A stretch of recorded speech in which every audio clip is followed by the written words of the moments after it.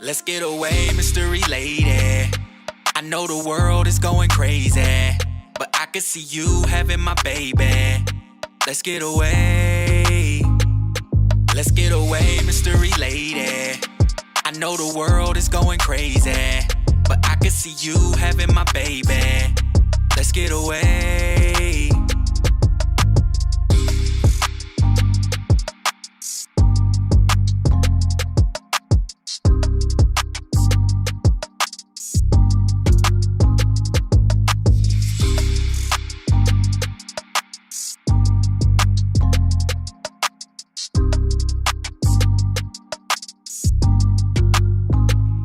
Let's get away, mystery lady. I know the world is going crazy, but I can see you having my baby. Let's get away. Let's get away, mystery lady. I know the world is going crazy, but I can see you having my baby. Let's get away.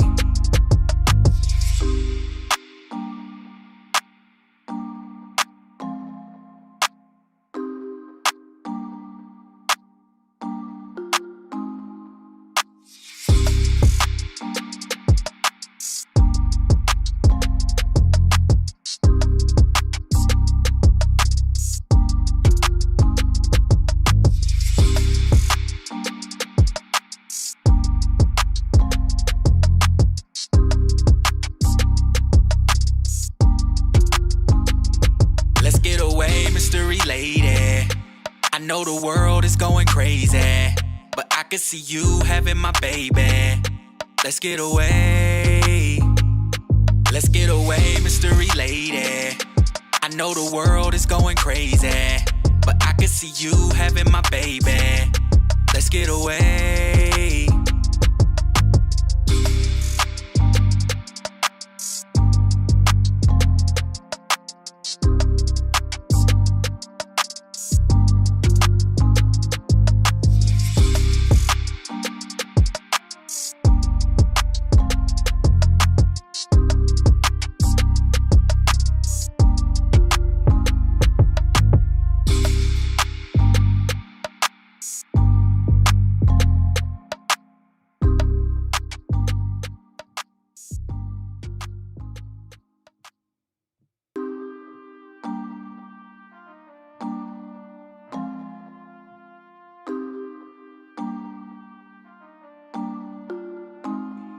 Let's get away, mystery lady. I know the world is going crazy, but I can see you having my baby. Let's get away. Let's get away, mystery lady. I know the world is going crazy, but I can see you having my baby. Let's get away.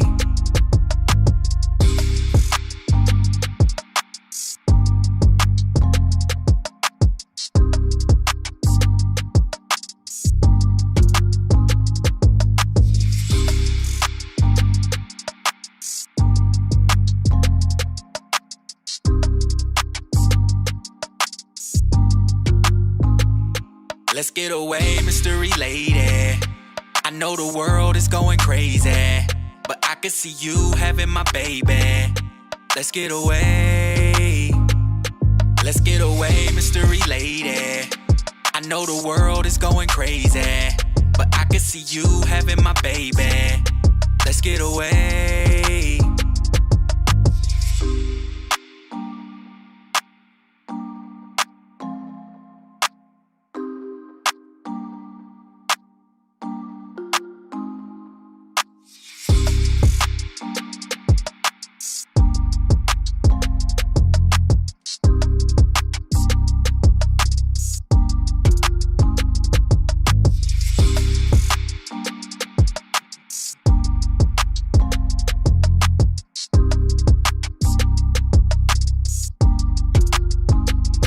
Let's get away, mystery lady. I know the world is going crazy, but I can see you having my baby. Let's get away.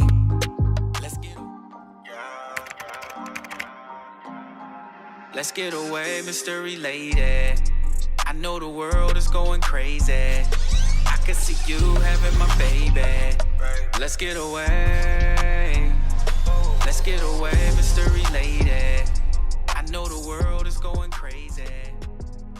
Jamil, I remember in 2006 when you decided to go to Atlanta. I wasn't really excited about you going, but I saw that you were determined to go. Because when you were on your way, the car broke down, and you got out of your car and got into your cousin's car and had your car towed back home and kept going to Atlanta. And then from there, I just saw how you began to bloom. And you had your ups, you had your downs. And even though I was here and you were there, I was still just a phone call away. And we talked every day. It's just been exciting to see how you've grown, how you've changed your way of thinking, how you've enlightened me in your journey, how you've shared so much knowledge, and you've taught me so much. You've taught me how to think for myself. You've taught me how to investigate for myself and seek out the truth. And that's something that I never did before. And I'm really grateful for that. It has taken a lot of courage for you to do the things you've done. You have made me proud. I'm excited for you. I love you. I admire you. You encourage me to pursue the best me that I can possibly be. In all that I do, I share with you. And I'm grateful for that, and I love you. Mystery lady, I know the world is going crazy. I could see you having my baby. Let's get away. Let's get away, mystery lady. I know the world is going crazy. Good morning, everybody. Good morning to you. Looking. Good morning, everybody. Come on in, have a seat. It is Saturday. What's this? June 12th, 2021. Give it up for yourselves.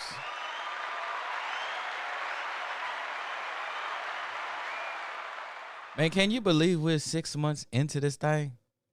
It was like last year was so slow. Last year was so slow, and it was a grind. And now it's like, sure, end of the year, time to celebrate New Year's 2022. But while we still here, before we get to 2022, we're going to keep moving in an upward manner. Come on in, everybody. Kiana Quarles, she is on a road trip. She's on her formation tour. We call it the Kiance Formation Tour. Give it up for her as she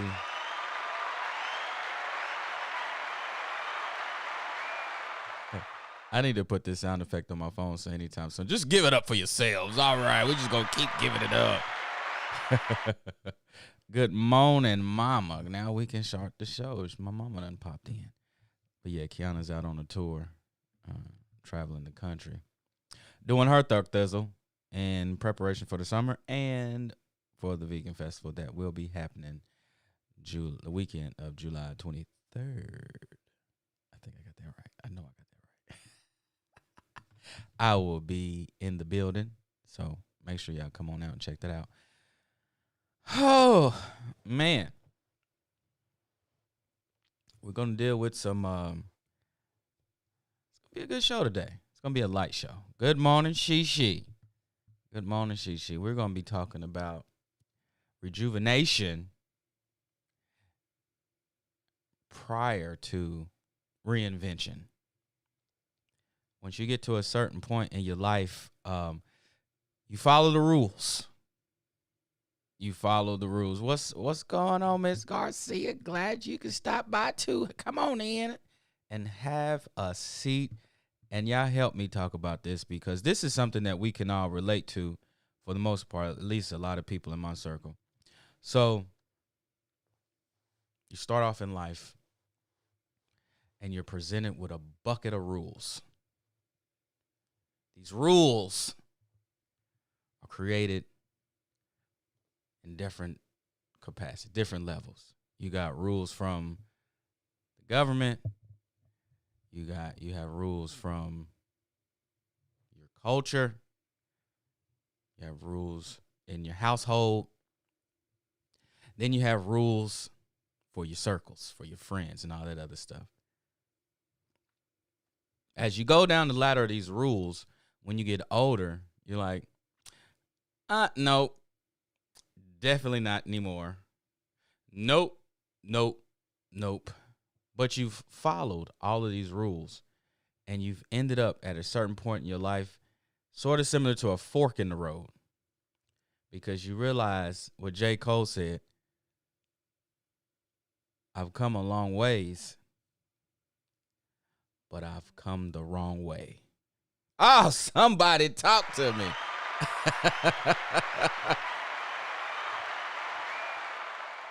That is something when you've followed all of these rules only to end up in a certain space where you're like, I don't want to continue down this trajectory. I need to change some things so I can change the direction of my life. And typically you don't realize that necessarily until probably your middle to late 30s, early 40s, and you're like, wow.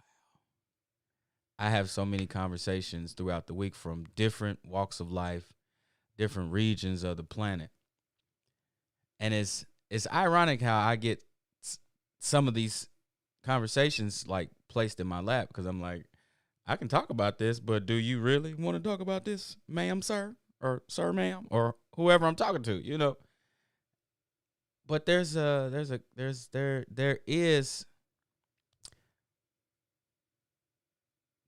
area of thought that a lot of people comprehend, but they are too afraid to speak on it, because anytime you start verbalizing certain things, which is essentially raising awareness to others that have never heard of certain things, then you can start getting shade thrown at you, because the system doesn't want to change. And only how it can change is if everybody's like, yeah, this ain't working. But as long as you only have a small pocket of people that's like, yeah, this is some BS, and everybody like, shut up, duck your head, and just get this paycheck. So whether it's in your professional career, just in your life, whatever, we find ourselves in pivotal moments where it's like, it's time to make a change. But do we make the change? Do we just, like I said, tuck your head and keep going down the same path, expecting it to change, which is insanity? Or do we just roll the dice and be like, forget it, we about to change this altogether? That's really prevalent a lot in your social life and in your professional career.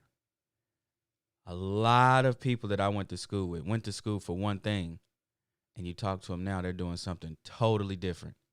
And in many cases, some of them never even got to get into the profession that they spent all this time in school and spent all this money and got bogged down in debt and never even got into the institution, whether it was because they just lost interest that fast after graduation, or in most cases, most of these states didn't have the jobs to retain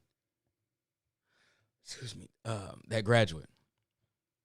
When in most cases, in a lot of cases, the people should be creating these jobs and stop expecting the corporations to do it, because there's only so many jobs. And when you have so many jobs, and then you have all the different elements that are like, I mean, you just look at what's that? Shoot, my brain's foggy. Just woke up. Affirmative action. You think of affirmative. Why would somebody need to create that to get jobs? It was a need for it, but you had to do something like that just to make sure some people can get into the workforce. So you have this great body of people trying to get into this institution, which is essentially giving the power. You're giving your power away. If the whole group would go back to be like, you know what, big business, big government, big all of this stuff is really messing up stuff, because now you have 1% of thought controlling the masses. And that 1% typically doesn't open it up for everybody to be like, come on in, have a seat, get you some porridge. Come on in, get some of this wealth I've accrued. Either I've stolen it or I've, falsely made it up. Come on, get some money. Let me share. They don't share. And that's not to, that's good if you're after that professional job. That's cool. But what I'm saying is to ensure that everybody, a lot more people, because when you look at the class, the middle class is shrinking.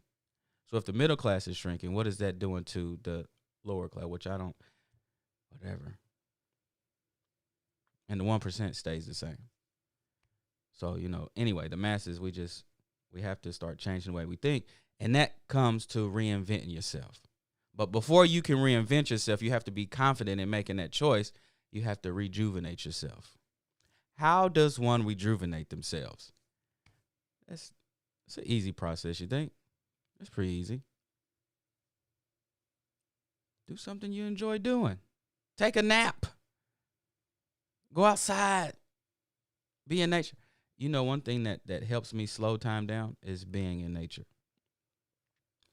Just going out, being in nature, because when you find yourself on the go constantly, things are just passing you by. And then you end up at your destination.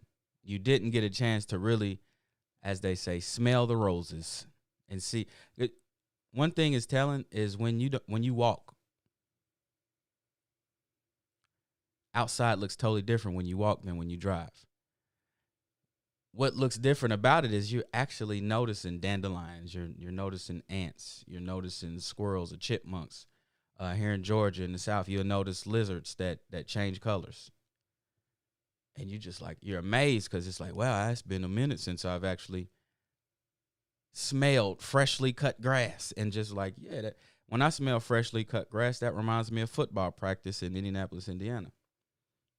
Anyway, we know there's the rejuvenation that's not too complex.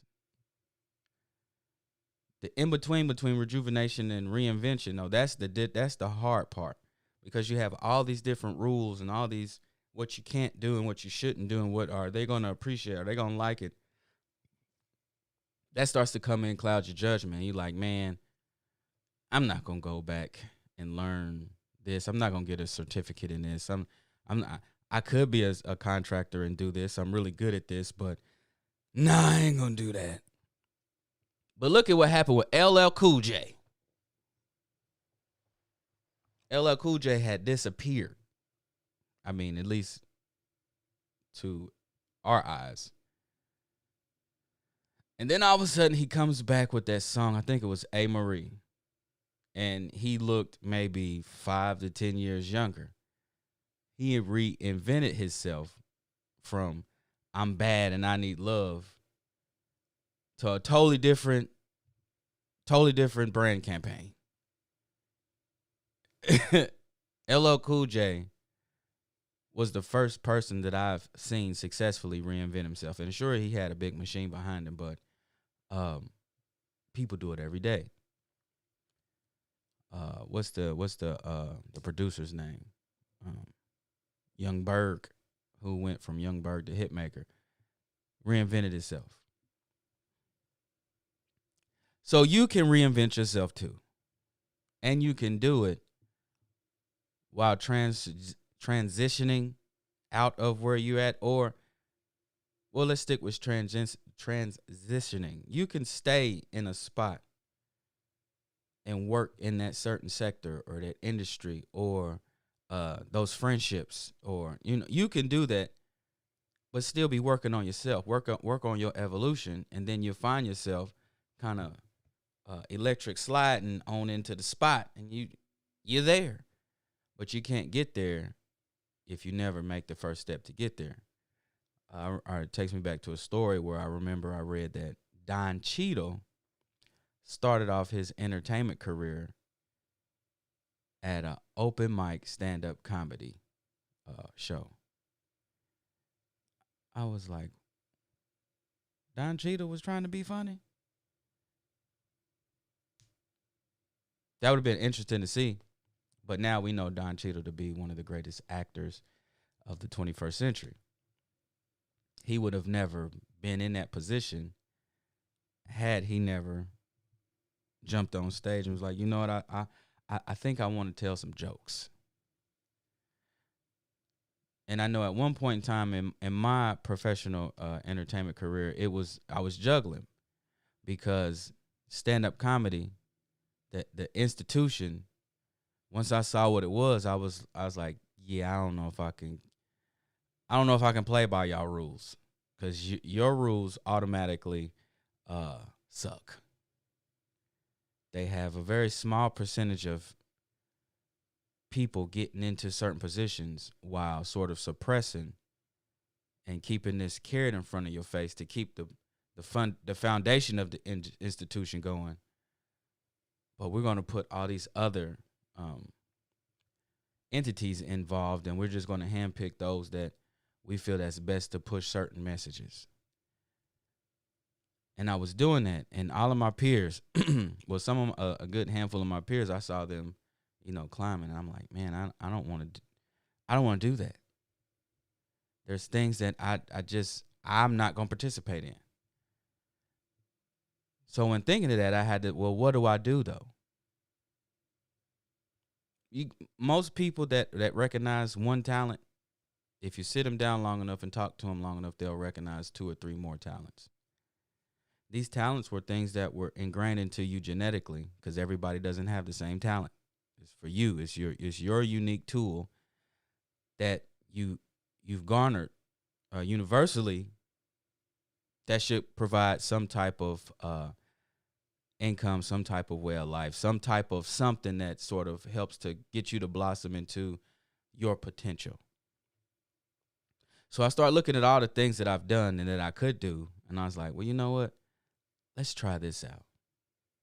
So I worked and I created, I filmed, edited, produced, starred, and wrote my first short film called Matched. Right now, Matched has been streamed across the planet. More people have seen me per that than they did stand-up comedy.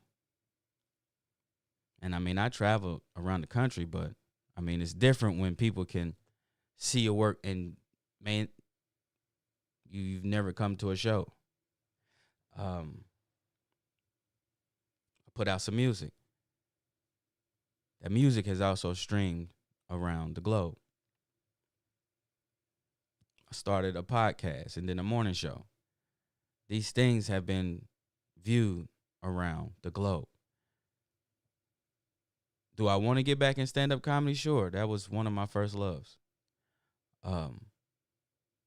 But I wasn't, what the point I'm getting to is I wasn't afraid to reinvent myself. The one thing that's consistent in this life is change.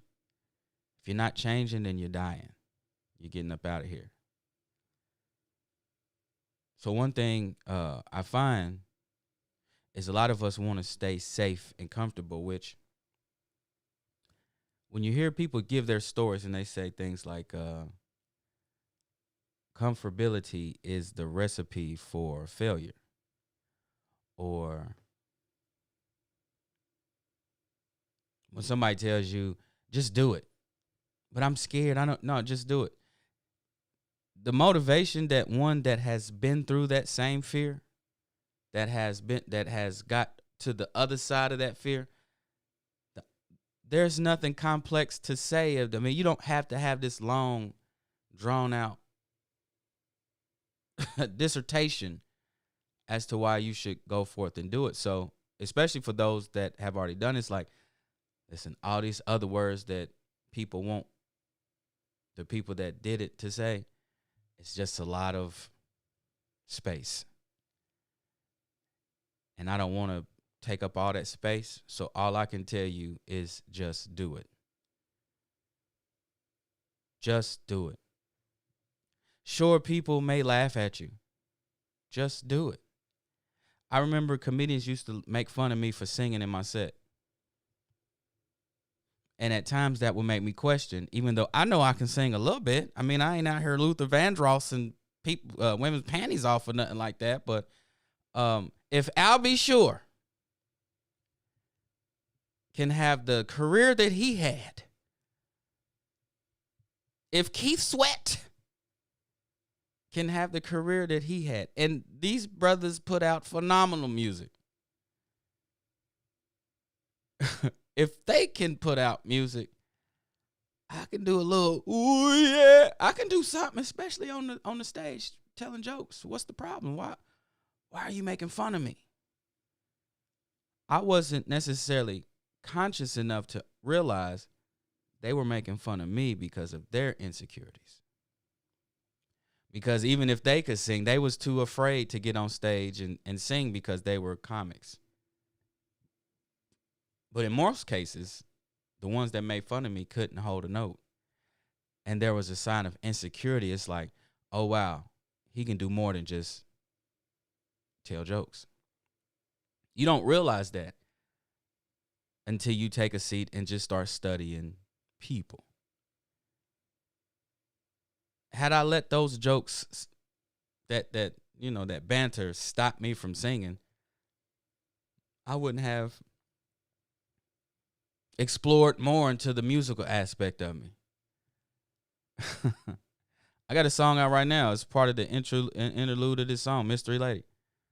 When people don't know who I am, and if somebody plays it for them, they'll think it's a radio. It's on the radio. They think it's a mainstream song that's getting spins, and everybody enjoys it. I haven't heard one person say they don't like it, and it's not because I'm right there. I do, and I'm not boasting or bragging. People probably don't like it. There's probably some people that don't like it. But what I'm saying is, I'll put stuff out there and be like, man, you heard this before? They don't know that that's my voice. They be like, no, I ain't never heard it. It's good. Who's this fella? I don't give it to people like this, talk like that. Who's this fella? But nonetheless, you put it out there, and then you see like, wow, that's good. Now, had I listened to the other laws and the other rules of the culture of this of the group of society, I would have never put that out there. And I'd have just been in the shower doing my concerts. So we have to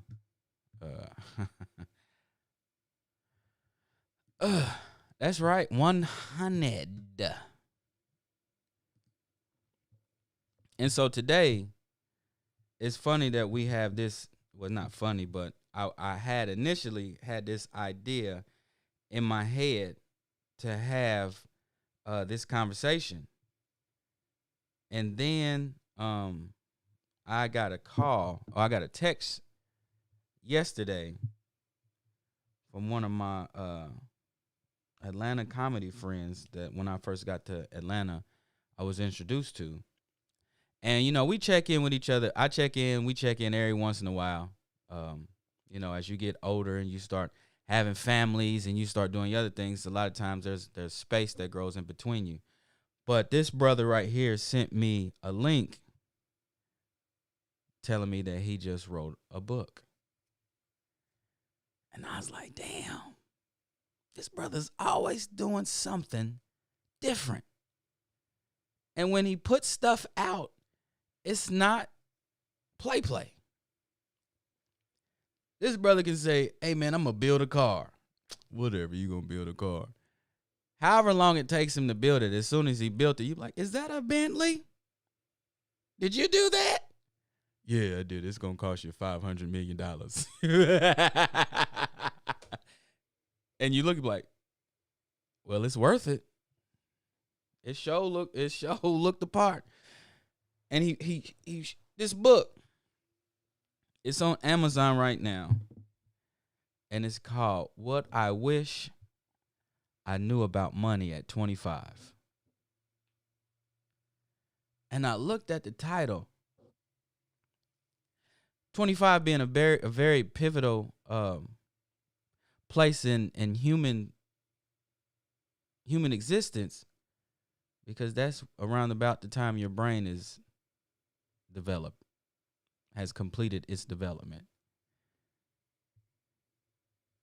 So just think if all the way up until 25, you were taught certain basic innovate and what will be considered innovative ways of thought, which I think it should be common sense, which is the reinvention, which is the confidence and learn the knowledge of self and all these attributes that are very important that a lot of us aren't trained or taught.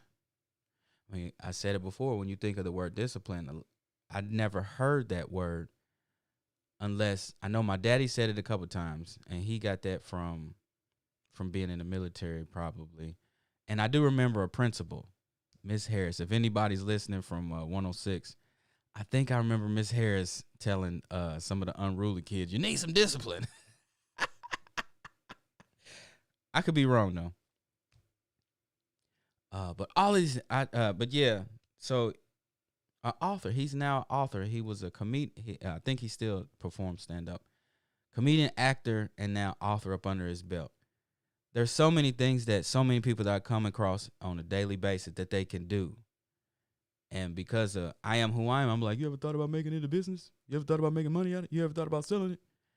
Most people are like, nah, I don't want to do that. I don't want to do that. I'm like, oh, okay. You could. But a lot of us don't think we can. I was talking to a younger brother yesterday, and he was telling me how he felt like it was an excuse when you never complete your goals or when obstacles come up, because he was dedicated in the things that he was passionate about to the point where he sacrificed free time, a lot of social things. But with no further ado, I got my good friend online, and we about to bring him in. I think we about the same age. He might be a couple days older, but in certain areas in life, ever since I met him, I've sort of patterned a lot of things about the new me after him. He was a stand-up comedian who got a camera. He was like, I'm going to create a television show. And he brought that to the group. Y'all want to be in this? Hell yeah, I'm new to Atlanta. Let's do some TV shows. He had his own talent management company, I think. Like, this brother right here has always reinvented himself from the first day I met him. He was always constantly reinventing himself.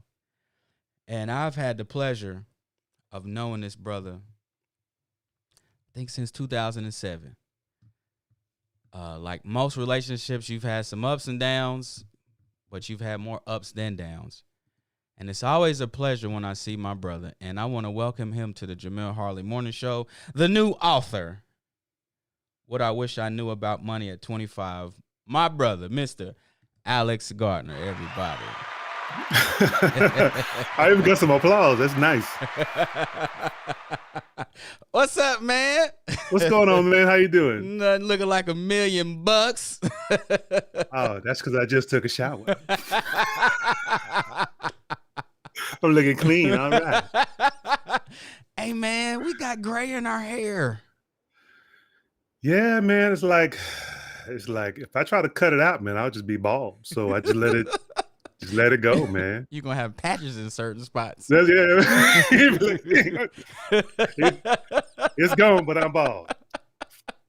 They're like, how you gonna have a baby face with gray hair? I'm like, look, I'm just gonna look weird or something. It was the church's chickens we used to eat with as kids. It aged our hair. Man, all the stuff we used to eat as kids, Kool-Aid, all that stuff was straight poison, man. We just learning now that it was poison, but it's been poison the whole time. Right. You know that grape drink gonna kill you soon, but enjoy. Man, I saw I think she sent it to me. It was a video of a woman making, what was it? It was candy yams. It was something, and she literally had like the whole bag of sugar. Yeah. Just pouring, and I was like, that's death. What are you doing? That's death. That's diabetes in a single serving. Come get this diabetes number 2. You want a large drink too? And a sweet tea. And a sweet tea. And some fries. Candy yams, fries, and sweet tea. Is that all, sir? Shit. Now what y'all want? Let me get a hot apple pie too, because that's dessert. Let me ask you this, man. Did you ever get into voiceover? I did. Acting. Did you? Actually, I did. I've actually voiced. One of the coolest things was I voiced a video game. Word. Yeah, man. It was called The Division 2. And it's for PlayStation 4 and Xbox. But yeah, man, I was like a squadron commander, and like they had me like making dying noises. And it was actually really cool, man, because they were like, all right, now you're getting electrocuted. I'd be like, all right, now you just got shot. But then, because they have all these multiple instructions, you got to die in according to what they say. So I'm like dying in like 3 steps. First you get shot, then you fall off a cliff. On the way down, you get hit by a rock. Go. Stop playing. You play too much. Let's do it again. Let's take that again. Okay, I got it this time. No dialogue this time. There's no one to talk to. You're dying. Okay, and go.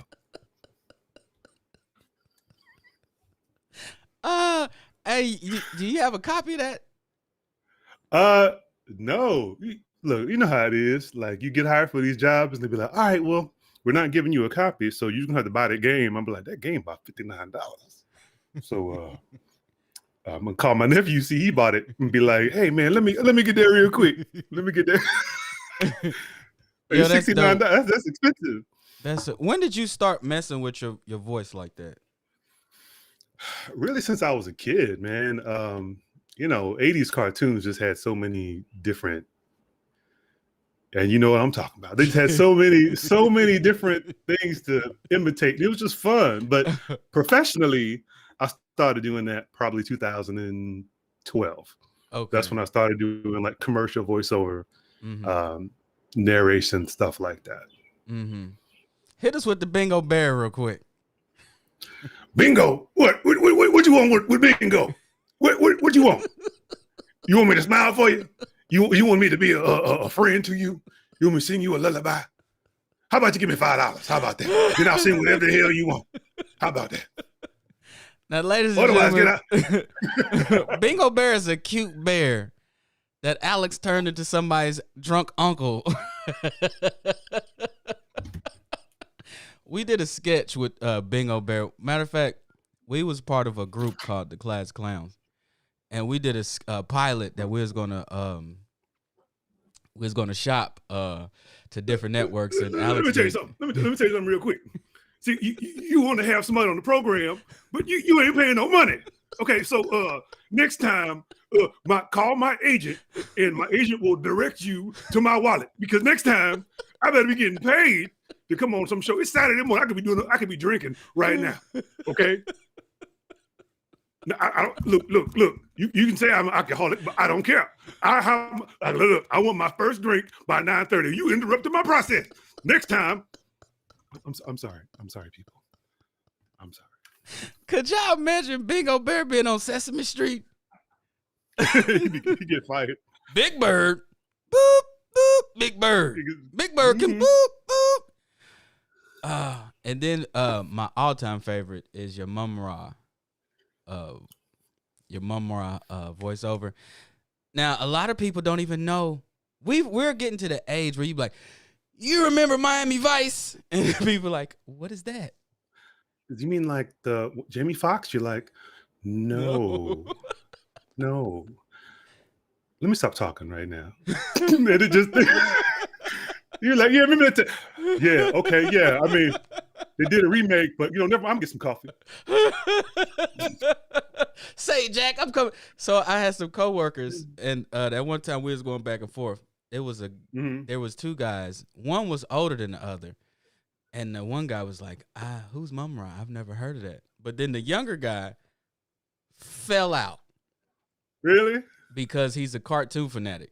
Ev, what's going on? What's happening? He's a cartoon fanatic.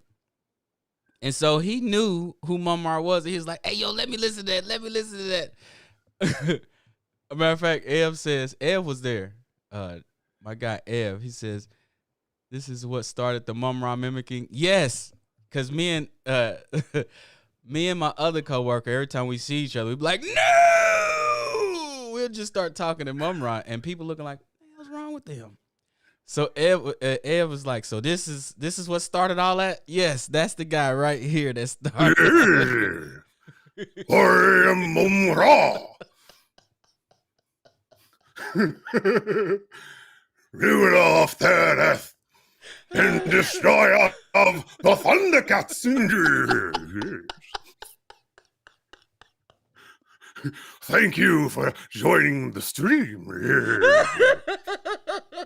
Follow me at Mum-Ra.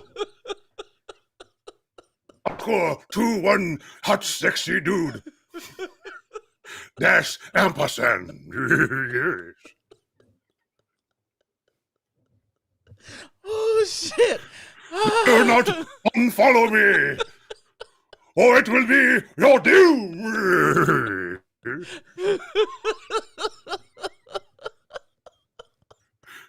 I will check my unfollows daily. You will be my friend forever. Let me tell you, if I could talk like that, I would talk like that during sex. Ooh, yes, get to this Mum-Ra. Come get this Mum-Rizzle. Do you like that?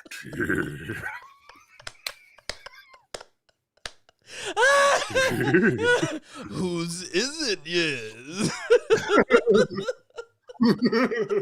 Who is your daddy? Me.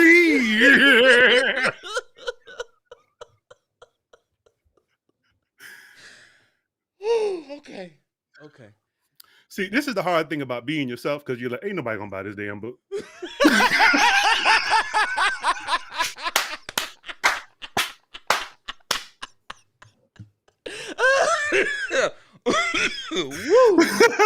Woo. Oh, see, but y'all gotta understand, man. Me and Jamil have always been on some business stuff, so we always got our business stuff tight. But we're goofballs, right? We do the business stuff so we can be goofballs and have fun. But I could understand someone like, he's an author. It's a money book. Yes, it's money.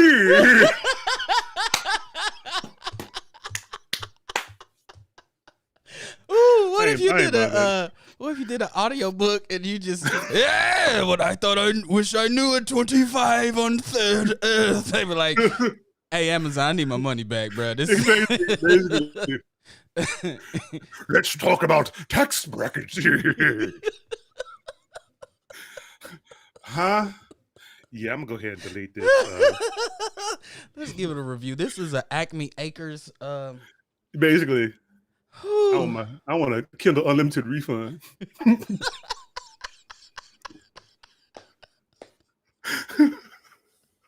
I be compensated for my time? For lost wages? But like I was saying in your intro, man, you have been somebody that has reinvention is like it's like something that's automated in you. And as I hung around you, I would look at everybody, and like my brain would just take in certain data, like, all right, let me take this from this person, take this from this person. I don't know how this person does it, but let me sit and watch it. Like I did that with everybody. Yeah. And I found myself, because I can do a lot of things. Yeah. And I found myself kind of tiptoeing in it because I'm like, all right, everybody in this group has a superpower. And I don't know what mine is right now. Mm-hmm. I mean, we all funny or whatever, but you gotta tell them what group it is. I did. Class Clowns. You did? Oh, okay, cool. Yeah, multiple people have stolen that name since, but there was I didn't have a voice because I was so amazed at everybody else's individual voice. But you, like I remember when you started in banking, then you started photography, videography, You haven't been back to a 9-to-5 yet, have you? Give it up for Mom Ra. Yes. Yeah. No, 2008 was my last 9-to-5. I've been on my own ever since. Yep, you had you rented out that studio in Decatur. You was doing the photography work. I still use. Well, I don't use it anymore because I done got older. But I was using a lot of those photos from the shoot we did in my press kit as comp cards and stuff. And the headshot. I mean, it really. Whenever you jump into something, it's like, all right, go. Yeah, it's honestly it was kind of out of necessity, and it's like I really do appreciate hearing what you're saying, and it's like I see that same thing in you, man. Like you basically roll with whatever life throws at you, you know.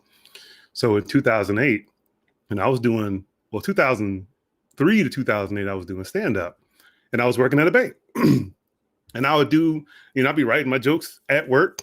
And then customers come up and I had to put the jokes down and I, deal with them customers. Then, as soon as I had some break time, I would always try to work on my set. And then at night I'll go perform. And I thought I had a good little hustle, man. Like, I had my money straight, had passion, was working on my craft. And then 2008, I got fired, So it wasn't like I was like, oh, I'm going to be an entrepreneur. It was, no, here's your pink slip. And it was like, oh, snap, what am I going to do to eat? And so I'd already been filming us doing our sets and doing stuff like that. So it was like, well, hey man, does anybody need a videographer for like $25? And they're like, yeah, I'll do it. I'll take it. Then I raised the prices. Then I started doing churches. Then I started doing construction companies. And I started doing corporate stuff. Mm-hmm. So it turned into whatever made me some income.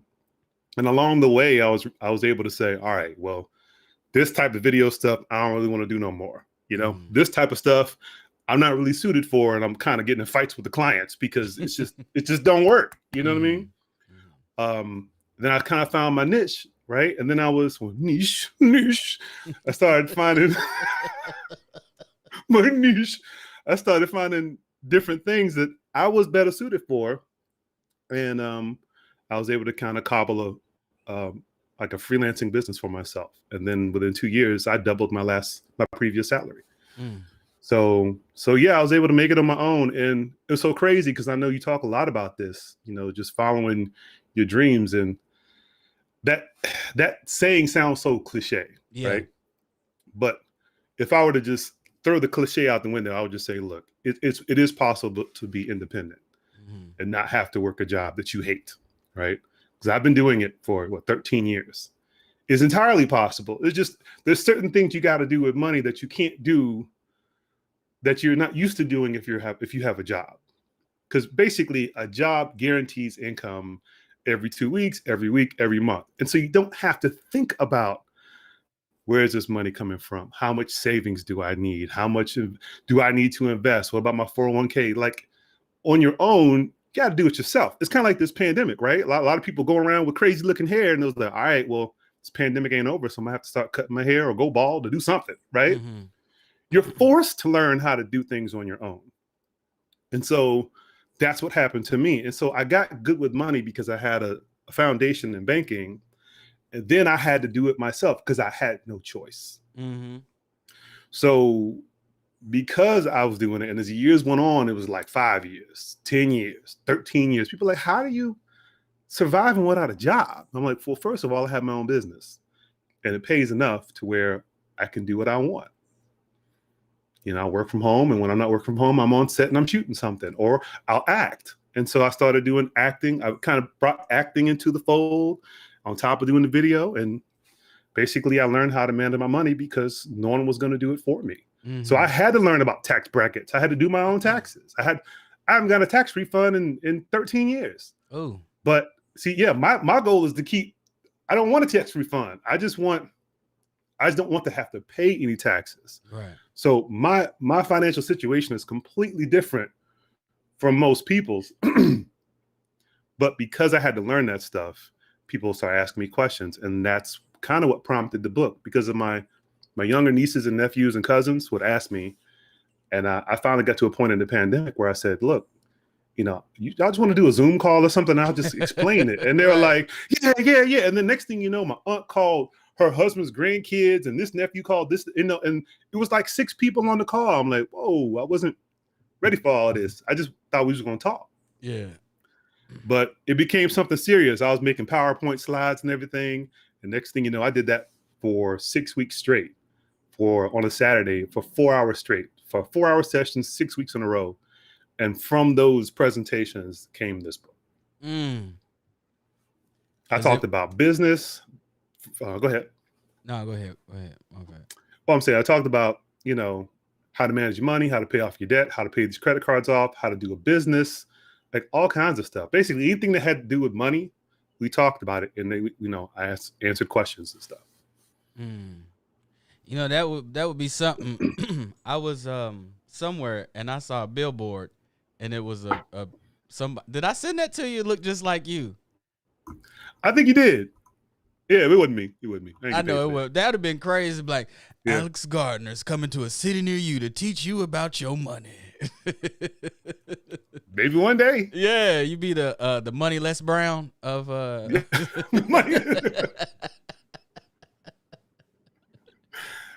That would be hilarious. Give me a little fat back or something.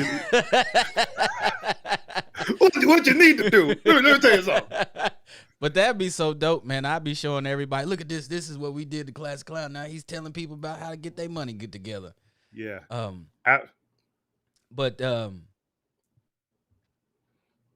What has been, since you wrote this book, what has been the biggest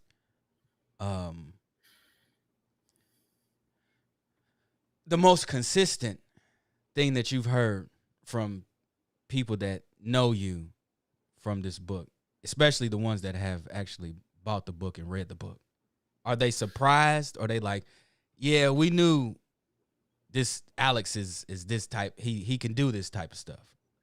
Yeah. So the people who know me know that there's a serious business side to me. And it kind of throws them off because when it comes out, they're like, whoa, I thought you were like this fun, crazy guy. I'm like, no, we about some business today.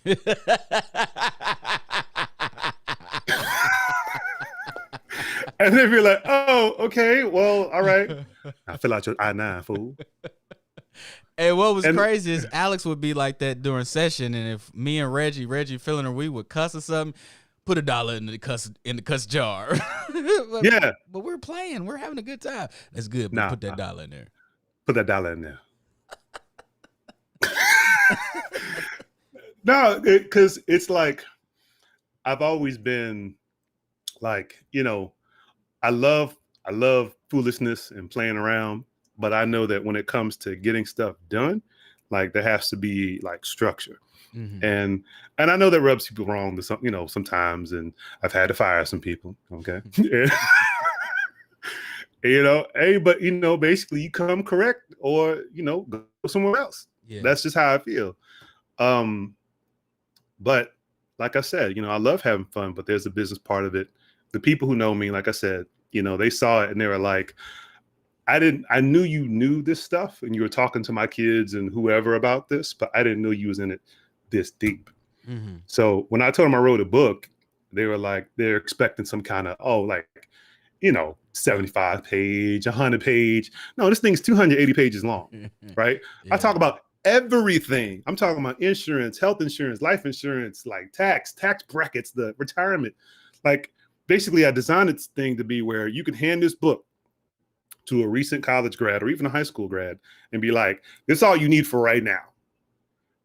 As you learn more stuff, come back and learn more things, read other books, fine. But this right here is all you really need. It's like the talk for money. You know what I'm saying? So it's not the birds and the bees. It's like the stocks and the bonds. It's like, here's the talk. And if I don't know about, if I don't have, because you get busy. Your kids get older. I have a 17-month, and it seemed like he was just born the other day. Kind of was, but it's just he's like he's progressing so fast, and I understand like there's things you want to do, like I'll get around and do this thing, but you don't. Life happens, so you may not have an opportunity to have this big sit down talk like you wanted to. But here's this book, you can just be like, boom. Here you go. And if you have questions about it, then we can have conversations off of that, as opposed to, I can only imagine my mom trying to sit me down and telling me everything about some IRS tax brackets when I was 21. Yeah. I would not have listened. So you got to Period. diversify your portfolio. I'd be like, huh? You don't remember that was one of your jokes? Oh, yeah. Yeah. I mean, nah, man, I wasn't trying to hear that at 25. Yeah. But life kind of kicked my butt. Then I started looking for answers and I couldn't find any. So going back to when you were 25, and I know this is in the book and I don't want you to give it away, but half of one or one thing that you could have done had you had that information, comprehended the information, and implemented that information, one thing that would have tipped the scale and really put you in a totally different place in life. Oh, man. I'm going to tell you because I put it on the back cover. Like, it's no secret. And this goes for everybody, every single member of my family, man. One thing, if we had just put $50 in an index fund every month since we were 25 and increased it to maybe 75 and 100 as we began to make more money. If we'd done that 20 years ago, we'd be sitting on six figures. You don't, it's so crazy. So I'm 42. Oh, we are the 43. same age. Okay. Yeah. So if you actually go back to the math, if you do the math, and go back in time, and if anyone's listening, the people out there listening, I challenge you, like, go to bankrate.com, put in like millionaire calculator or something, and it'll be like, when you're trying to retire, you put in your little interest rate and how much money you put in a month. Try this out. Go to bankrate.com, go to the millionaire calculator, backdate it 20 years, or just put it 20 years out in the future, right? And so you're going to put in $100 a month at like 10% and see what happens. See how much money you get. And you will be like astounded, right? You will be astounded, man. Like, straight up, like it will surprise you. Can I cuss? Can I cuss on the show? Yeah, cuss. Okay, it's gonna surprise the hell. No, cuss, man. What you talking about? Please, cuss. It'll surprise the hell out of you, because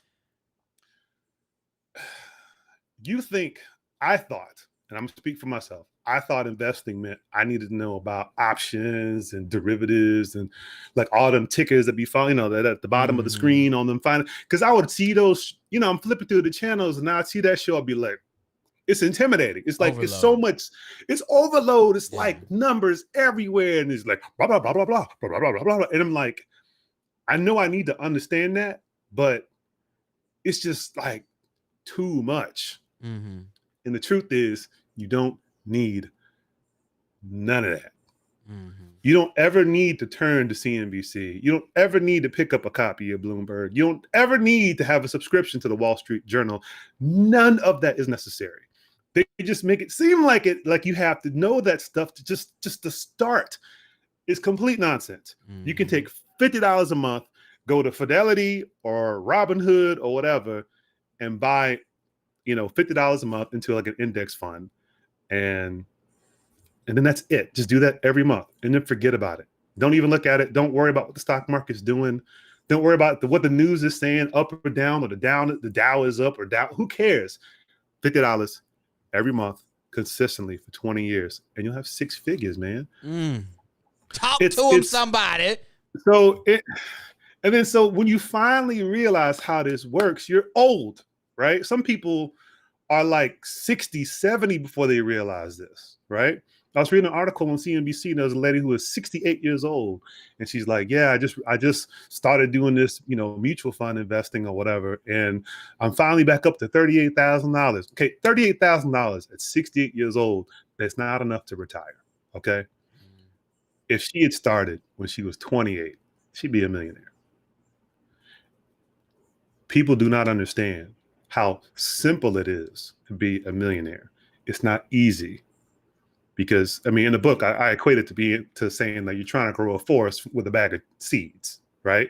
It's possible, but it takes a lot of time and a lot of patience, and you just have to do the same thing over again. And that's the thing. So that's the one thing. It's like index fund, $50 a month, put it in there. Because people think, oh, I got to put thousands away. I got to go Forex. I got to do cryptocurrency. You don't. I mean, you can. That's an option to you. But it's like there's the hustling that I knew how to do growing up. And then there's like investing. And I thought it was like, I'm down here and investing's up here, right?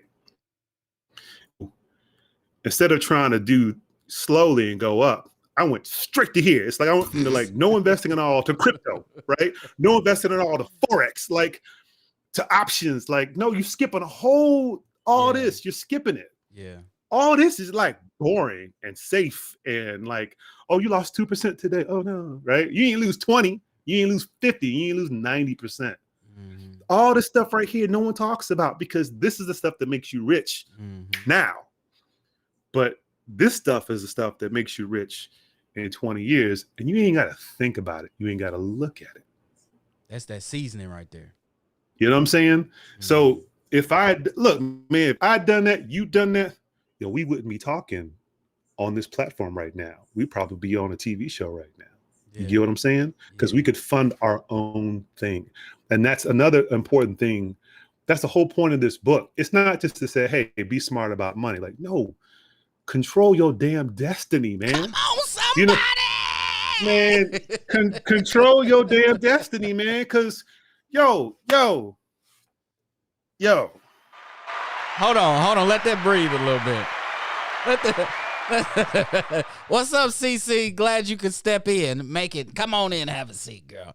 But that right there, control your destiny.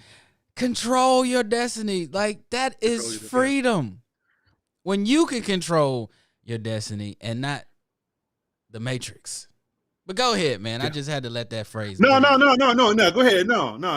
It's your show, and I appreciate you, having me on, man, to even talk about this, man. Like, because I know you and I vibe on that level like this, and like, seriously, I want to get the discussion away from your typical, pay off your credit card. Make sure you take your highest credit card interest first, and then no, it ain't about that. Okay.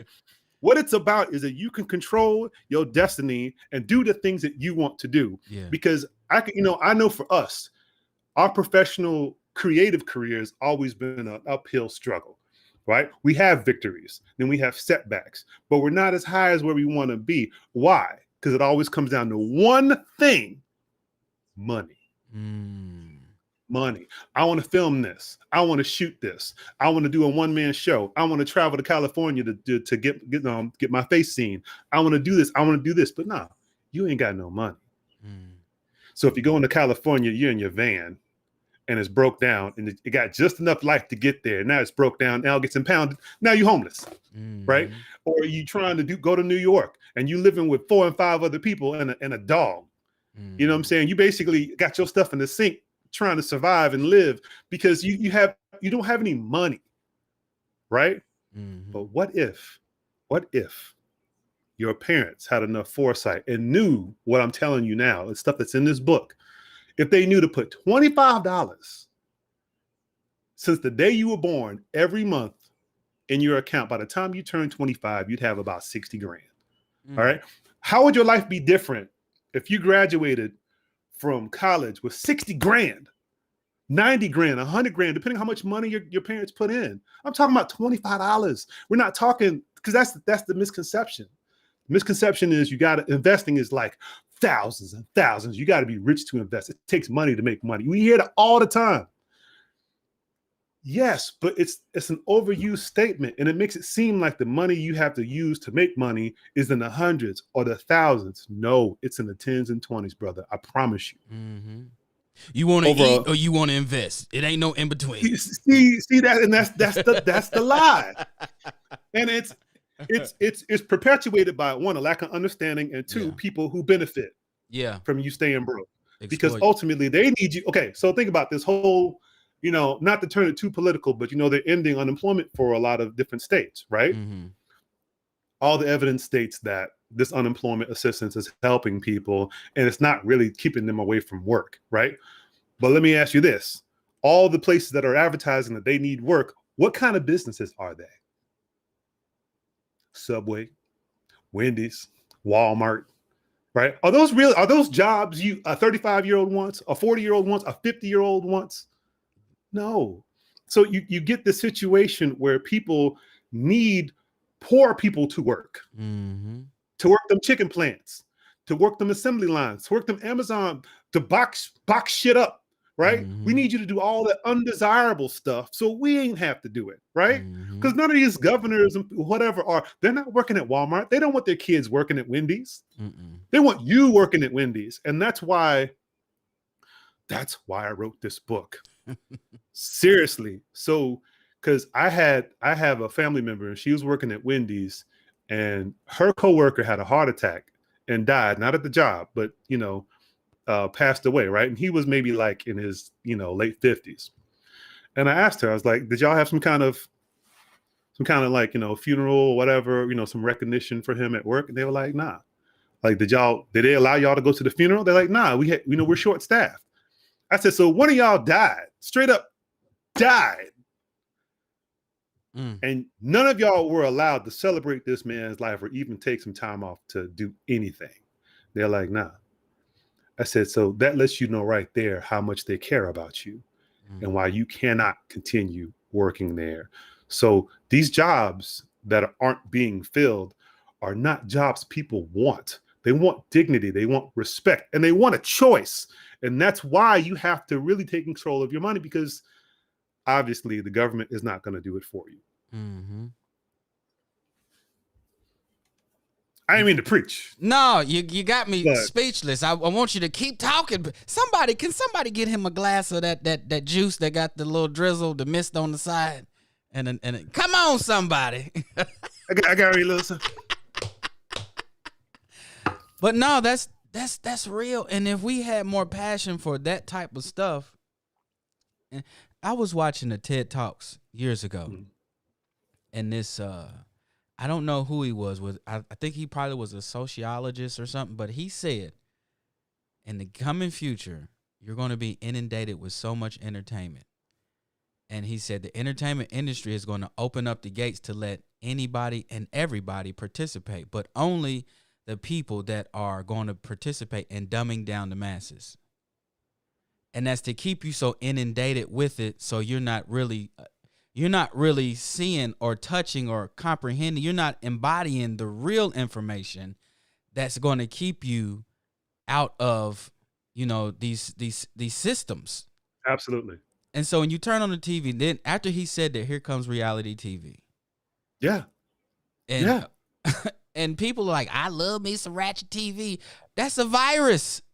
It's a virus. It's an intellectual virus that is keeping you away from the land. We out here drowning, but the land is over there. You can swim to it if you focus, man. And learn how to swim. Yeah. Or at least try. It's right there. It is in front of your face the whole time. And I'm this idea that you have to be special or smart or have an IQ of a certain level, you got to come from a certain family. Like, no. Like, you're a talented brother, right? Like you're a multi-talented person, right? But that has nothing to do with growing your money. Nothing at all. Nothing at all. You could be a janitor. And I write about this in the book. There's a dude. So I used to work at Lowe's when I was in college. And there was a dude who worked in the back.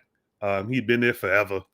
And he was like the warehouse manager, the guy with the clipboard, and be like, all right, this box came in and this shipment came in, right? That was his job. And he sat in front of a fan all shift.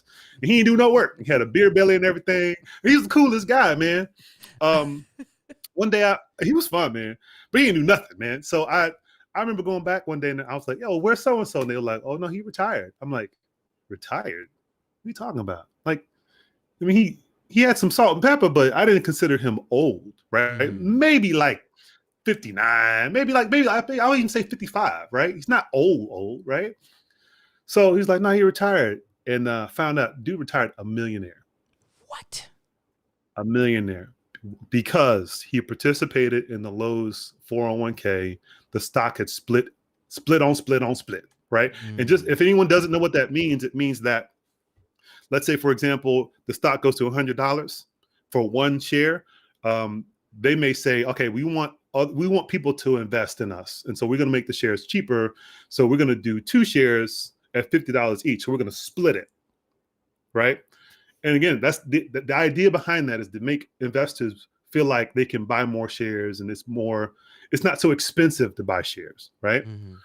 But what ends up happening is everyone's like, oh, if they split in the stock, things must be good. And so it makes everyone think everything's going great. And next thing you know, the halves each go to $100 each.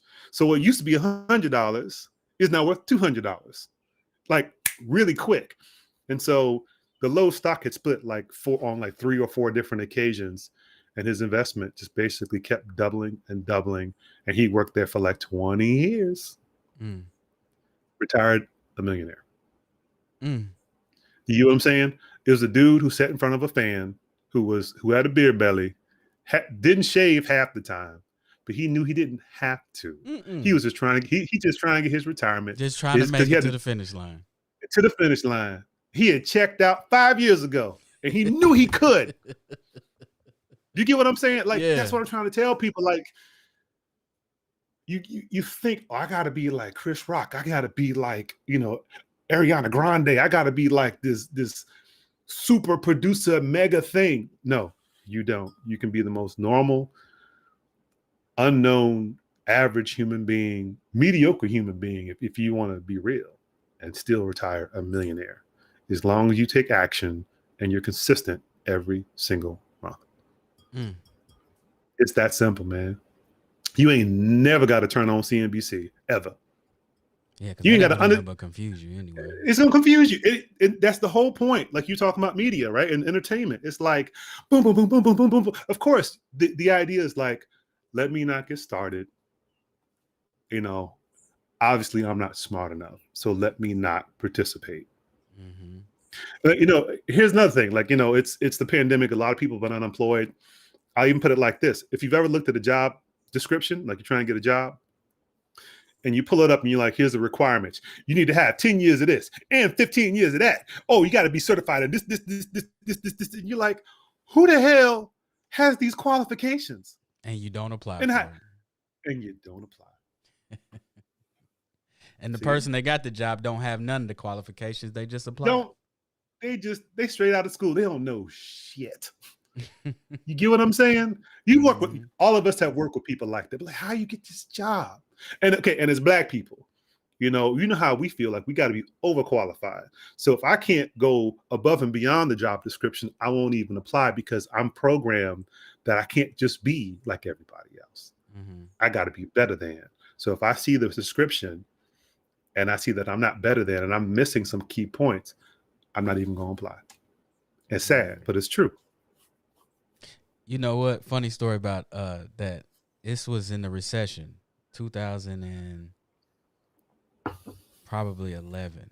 I applied for a director of IT position. Yeah. You could look at my resume and tell that I had been in IT since 2003, but it wasn't set up to look like a director resume. Yeah. I got a call for the interview, and I was like, you bullshitting, for real? Yeah. I went in that interview, and I winged it as best as I could. Yeah. But I was tripping like a director. You saw my resume, right? Yeah. It's like, yeah, you're capable of doing that with some training. Yeah. But it's like, why they make that description and then call you in what? Yeah. Man, life is full of illusions, smoke and mirrors.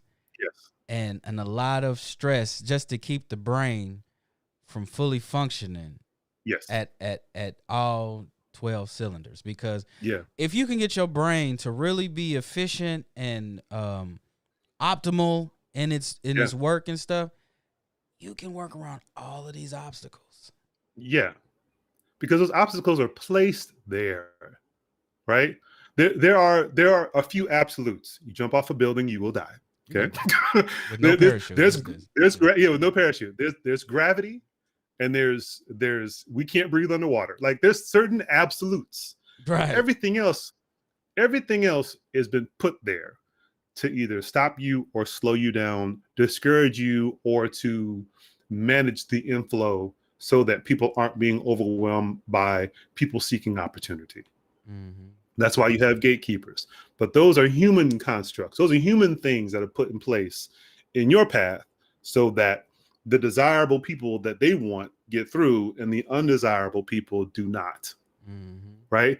And it's been like that in America forever. And I'm sure it's like that in other places of the world. But what it means for you and I is like you were saying, there's things that are real and things that are not real.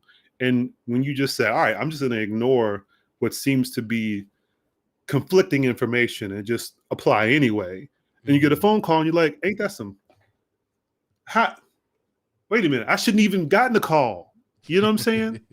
But what happens is now you go there with no confidence because you're feeling like, well, I know I'm not qualified for this. And that's where we mess up. Yeah. Because we feel like, oh, we're not qualified. We look at CNBC. Oh, I'm not qualified. We look at Bloomberg. I'm not qualified to read this. You look at all them little stock symbols and stuff, and like and a little green arrow down. I'm like, I know red is bad and green is good, but other than that, let me just put this down. Let me watch this Kardashian. Let me watch this Breaking Bad. You know, let me just take my mind. Let me just escape. Yeah. But what I'm telling you is the crazy thing about that is that you can still escape. You can still play video games. If you want to watch reality TV all day, fine. But at least set up your account to automatically purchase $50 worth of the index fund every single month. You don't even think about it. Go off and goof off. Do whatever you want. Live your life exactly the way you were doing it before, but just make sure that your $50 or your $100 or whatever is going automatically. And if you hear some negative stuff about, oh, the stock says, CNB said is bad, don't sell. Don't stay tight. Yeah. Stay tight. Don't be trying to, because I know a lot of people who invest, because I got a lot of my family members investing and they'll call me and be like, hey, should I sell such and such? I'm like, nah. Well, it went down. I'm like, well, buy some more. Right. It's cheap. Like, buy, exactly. You're like, buy some more. Nah, I'm losing money. No. If you buy now, and it goes back up, what happened? I made money. There you go. Then you mitigate your losses. You get what I'm saying? Like, even in the book, I talk about this. Like, I know how to buy stuff on sale, right? I only buy certain things like, it's in the book, like Oreos, buy one, get one free, right? I'll get one and pay half off. That's what I'm talking about. You know what I'm saying? Like, right? But we understand that because we all have been programmed to save. Mm-hmm. But what if we took that same mentality and put it towards stocks, where we say, all right, when something goes down, it's not that I'm losing money, it's at a discount. Mm-hmm. So let me go ahead and buy now. Why it's buy one get one free, and so when it goes to regular price, I make money. Mm-hmm. You feel me? Mm-hmm. My mother, she got into investing, and me and her, we talk about it a lot, and I'll invest, but then I'm so busy doing other things that I just be like, all right, I got to focus on here. And then she'll the stock down. We need to get some more of it. And I'm like, all right, I'm going to get to it. But it's good that she's on it. And, she tries to teach my niece and nephew and other people that's willing to listen. So that's a good thing. And you start to see the shift sort of, as you remember Reggie's favorite word was the paradigm. You start to see a slight shift in the paradigm just off of information. Yeah, man. Valid information. Yeah. And good information. With the stuff that you're talking about today, and I'm sure I already know because I know you, the index, that's just the tip of the iceberg. So I'm about to get multiple copies and send them to people as gifts, because even as a 42-year-old who does dibble in some investments, you remember that in between part, the seasoning I said? I still need a lot of the fundamentals. Okay. Yeah. So I did too. Yeah, and a lot of us, even though we learned about stocks, we learned about options and contracts and NTFs and all this, and then the new There's so much new stuff coming on. Oh, the So, NFTs and all that stuff. NFTs, Yeah. So you learn about these things, but there's so much to unwrap even in those that you just, I know how to do this, so I'm gonna go through it. But there's even more within, like when you got a good layered sandwich, you got the bread, you got the lettuce, you got all this. So you just can't take the sandwich. Yeah. You got to break that thing down, and I know that that's what this book has done. Do you Yes. plan on having like a book tour, a book signing, or anything like that? I know the entertainer in you needs to have that. Oh yeah. I definitely will at some point. Yeah, because I really want to get out there and talk about this. So it might start with like just local things, the library where I'm talking. Because I've done Zoom calls. I did the Zoom calls because I couldn't do it live because of COVID. Mm-hmm. But now the COVID is kind of like going away. Hopefully, I'd like to start doing more live things where I actually invite people in and just say, all right, let's talk about it. Let's have this session and let's learn together. And it's like we all kind of have this little council. It's not like I'm beating you down, like trying to call you, like, oh, we ain't doing right. No, let's talk. Mm-hmm. Let's talk and let's figure this thing out and let's get better. Mm-hmm. Because it's not about being an expert at finance. You ain't got to be all like those people who come in and do guest spots and, well, the PE ratio is blah. You don't have to know any of that. Like you were saying, like the sandwich, right? You go like to Jason's Deli or go somewhere and you get this impressive sandwich. You be like, yo, that would cost me like $50 just for the ingredients just to make one sandwich. I can't make that sandwich, right? I'm talking about make a grilled cheese and you still good. You know what I'm saying? You ain't got to know how to get the avocado and the ciabatta. Like you ain't got to do all that. Grilled cheese, bro. Wonder bread and some Kraft singles. That's all you need. That's all you need. You ain't got to make it complicated. It ain't complicated, man. It really ain't. And when it comes to finance, that's something that you can't, at this point, you shouldn't even, it would be cool if they taught it, but at this point, you cannot depend on the school systems to teach your baby finance. It's imperative that they don't, so your baby grows up a consumer. An employee. And an employee. So next time you go to work, I just want you to look around because either you're in traffic or you're way to work or you're trying to hurry up and get to work. I want you to think about the stress you feel because you woke up 5 minutes late. I want you to think about how fast you're trying to brush your teeth because you're trying to save some time so you can make time to eat a bagel or eat some breakfast and eat something healthy.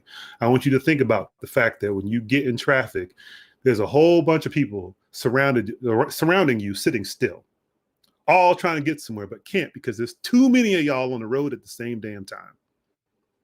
All trying to get to some job y'all don't even want. Think about that, man. Think about it. Because I used to think about that. I'd be mad as hell. I'd be like, man, I don't even want this job. You be mad. Like, that's why people be road raging and stuff because they hate. Think about it. They're mad. Yeah. They're mad because they have no control. Yeah. And if they had control, there'd probably be a lot less road rage, a lot less violence. People are pissed off. Yeah. They're pissed off because they ain't got nothing, man. They got $100,000 in student loan debt. And then you got people saying, no, we shouldn't forgive no student loan debt. I had to pay mine. I mean, look. Debt is crushing emotionally, psychologically. Yo, man, it's hard enough to get ahead. And what's so crazy is, as Black Americans who grow up in the system, there's this sub-narrative. You're like, oh, it's America, it's so awesome, but you Black, so don't try too hard. Don't expect too much, right? And you deal with that your whole life, and you don't realize how that programs you and affects your decisions all the way to when you look at a job description and say, I'm not overqualified, so I'm not qualified. You get what I'm saying? It all comes back. And so the idea of having the money to where, even if, let's say you start now for your kids, for you and your kids, right? You can start something for your kids. So by the time they're 25, they got $90,000 waiting for them. And they can choose to buy a house. They can choose to buy some land. They can choose to start their business and whatever, right? As opposed to, all right, well, I guess I'm homeless now. Now that I graduated college, I'm gonna live back with mama and daddy and eat ramen noodles and just struggle for 10, 20 years until I figure it out. Because that's what I did. I mean, I didn't live with mom, but I still struggled. You know what I'm saying? So, and then I'm gonna tell you a quick story, man. So I tell everyone this story, but I think it's so massively important. I worked at SunTrust Bank. That's the bank I worked at. And it was inside of a Publix, so I'm next to the damn bakery. It didn't feel like a bakery too, yeah. It was cool, but it was like it didn't feel like a legitimate job because I was next to some bread and cakes. But look, I got a job. I needed it. It was after the .com boom in 2002, right? So, well, not boom, the bust. I was working at SunTrust, and I got some friends. I was the only black person there. I got a promotion from like account opening dude to like assistant manager, and so I'm feeling like I'm doing pretty good. I'm black, I'm young, and I'm like an assistant manager, and I got others. I got others people reporting to me. You know what I'm talking about? You know what I'm talking about? I'm telling my family, I'm like, I got others reporting to me. You know what I'm talking about? You've arrived. I got others. I got others. It's not just us. It's I believe. Yeah, put that piece of paper over there. Buy the bread. Buy the bread. Okay. Thank you.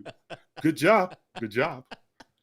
So I had arrived, even though I was working next to the damn bakery smelling like bread every damn day. Our joint was so small, we couldn't even eat lunch on a table.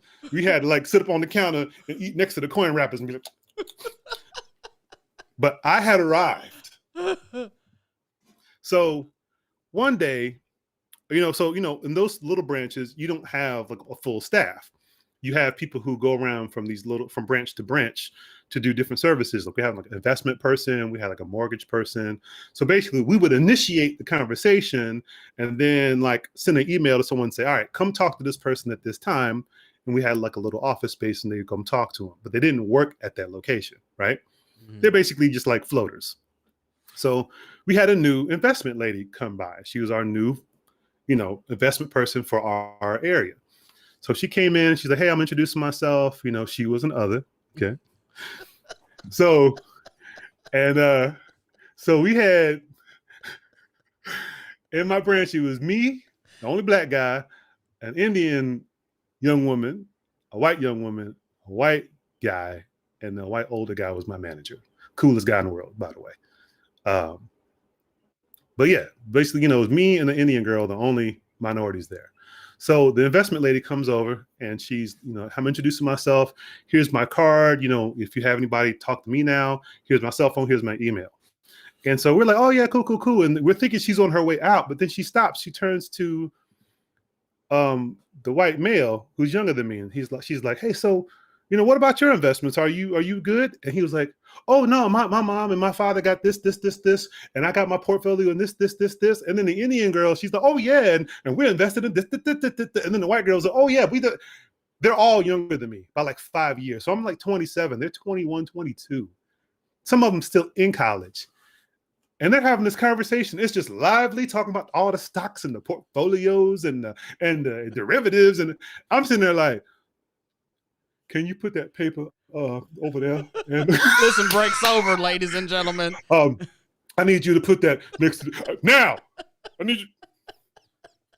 Bro, I was completely left out of the conversation. And that lady didn't look at me a second time.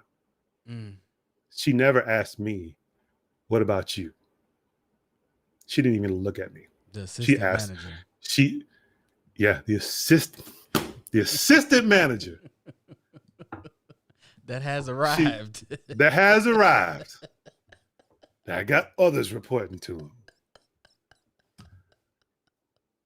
She asked everybody in that damn bank what their investments were, did not ask me, did not talk to me. It's like I did not exist. And what made me super mad was she was right. she was right to ignore me. She wasn't more right, but she was correct in her assumption that I ain't had no investments. And that day pissed me off immensely. And I'll never forget. That was over 20 years ago. No, not 20, like almost 20, 15, 16 years ago. But it just had a lasting impact to remind me that when it comes to like doing well and knowing stuff, like it's just assumed that we don't know. So until we learn, we're always going to be overlooked. It's always going to be breadcrumbs. You know what I'm saying? Like, yo, the Oscars, you know, the corporate, like all this noise is being made right now. It's good. And I'm happy it's happening. But will it last? History says no. History says no. History says we're going to put the little gay pride flag on our little social media icons, and we're going to put the little, Black Lives Matter. I went to the yogurt shop. They had Black Lives Matter outside the yogurt shop. I'm like, huh? Like, it was so weird. It's weird going to get yogurt and seeing Black Lives Matter at the yogurt place. As a Black person, it's like, of course Black Lives Matter. And I understand what you're trying to do, but it's yogurt. Like, what? I mean, it's a marketing play. Like, hey, it's a Black Lives Matter. Come on, get some of this Grey Poupon. Let's get some yogurt. Let's get some Black Lives yogurt. Let's get some BLM yogurt. Some BLM yogurt. And again, it's in a progressive neighborhood. There was absolutely no risk. There was no chance of pissing anybody off. Hell yeah, put the BLM sign out there. But it made me understand that, hell, if it was marketable to market the Satanists, they do it. They do it. You get what I'm saying? It's like whatever is the current topic can be marketed to, and then quite naturally it will die down. There will be another type of crisis. Maybe Russia or China will start acting up, and then people just forget, right? And we still broke. And nothing changed for us, right? We got some good talking points, and we had some good conversations. Like, I hate that damn word. It's a good conversation we need to have. It's a good conversation. But then what? Oh, that's it. But then that's it. We just want to talk about it. Yeah. I mean, imagine you're married and you get caught cheating in bed with the other woman. And she's like, "What's happening? I just think we need to have a conversation about this." No, hold on. Let's just talk. Like, no, I'm killing you. Like, it's put the gun up. We just need to have a conversation over a cup of coffee. Let's just talk. Honey, okay, put your clothes on. I'll put my clothes on. I'll take a shower. I'll be respectful and take a shower. Okay, for you. And then we'll talk. Because, you're being really loud right now. You're being aggressive. Let's just sit down. I understand your desire. I understand your desire to kill me, but I think you're overreacting. It's not what you think. Let's just talk. Yeah, let's just talk. And then after you talk, you're like, "Oh, don't we feel so much better? Don't we feel so much better? Oh God, we needed that." Yeah. Like, and then you call your girl, "Hey, she ain't tripping. Come back through when she leave. We're gonna do this again." There you go. Hey, the heat's off. Let's do it again. All you have to do is talk. Have a conversation. Yeah, just talk. Because look, exactly. Yeah, that whole conversation piece it's a joke because everybody knows what's happening. Yeah. And I've had enough conversations with everybody else outside of us, and you be like, "Oh, so y'all do get it. Oh, okay. So we're just spinning our wheels trying to beg, hey, listen, this hurts. It hurts to No, you got to do something different. Be angry enough to do something different. And don't be angry at the people that's telling you what you've never heard before. Be angry at the people that have consistently told you the same thing that has yielded you no fruit. Yeah. Your whole life. You know what I'm saying? Mm-hmm. Growing up, I remember being happy if I had my birthday party at Burger King. You get what I'm saying? Get my little hat, be like Burger King. Yeah. I was like, that was like my sweet 16. If I could have a birthday party at McDonald's or Burger King, that meant I was doing something, right? We was broke, okay?